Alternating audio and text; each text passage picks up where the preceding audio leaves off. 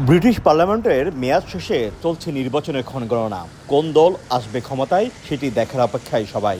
British ভোটাররা মিলাচ্ছেন পাওয়া না পাওয়ার হিসাব। অর্থনৈতিক স্বচ্ছতা, চিকিৎসা খাতে আমূল উন্নতি সহ নানা ক্ষেত্রে সাফল্য দেখাচ্ছেন কনজারভেটিভ পার্টির নেতারা।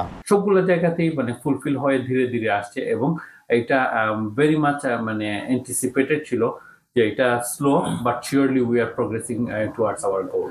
তবে লেবার পার্টির নেতাদের দাবি, অর্থনৈতিক উন্নতির কথা বলা হলেও সবচেয়ে বড় ধস নেমেছে এই সরকারের আমলেই। বরিস জনসন দিয়ে শুরু হলেও প্রধানমন্ত্রী পরিবর্তন হয়েছে 3 বার। অনির্বাচিত ঋষি সুনাকও পারেননি সফলতার মুখ দেখাতে। 4 জুলাই জেনারেল ইলেকশন সকলের কাছে হইল গিয়ে আবেদন যেটা চেঞ্জ করতে হইলে যে সাপোর্ট করার লাগে যে আমরা যে লেবার ক্যান্ডিডেট যে জায়গা খাড়া হয়েছেন, please support them because I think we need change after 14 years of Tory chaos. আর বিশ্লেষকরা মনে করছেন প্রত্যাশা ও প্রাপ্তিতে অনেক গরমিল থাকায় এবার দলীয় ইশতেহারেই হবে নির্বাচনের প্রধান বিবেচ্য বিষয়।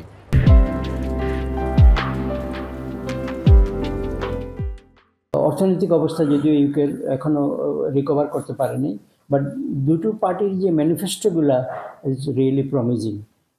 এখন জনগণের উপর, ভোটারদের উপর নির্ভর করছে কোন পার্টি জয় হবে।